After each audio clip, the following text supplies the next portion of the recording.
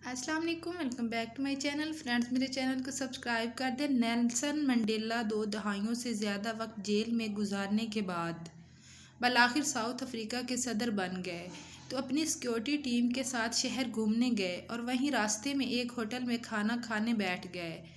वहाँ उन्होंने एक आदमी को देखा जो अपना खाना आने का इंतज़ार कर रहा था।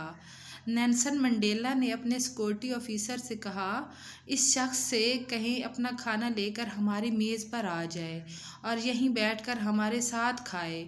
वो शख्स आ गया। खाना खाने के दौरान उसके हाथ बुरी तरह कांप रहे थे। खाना ख़त्म करके वो चला गया तो नेल्सन मंडेला का सिक्योरिटी ऑफिसर बोला, ये शख्स बीमार लगता था क्योंकि उसके हाथ कांप रहे थे, हालत भी ठीक ना थी।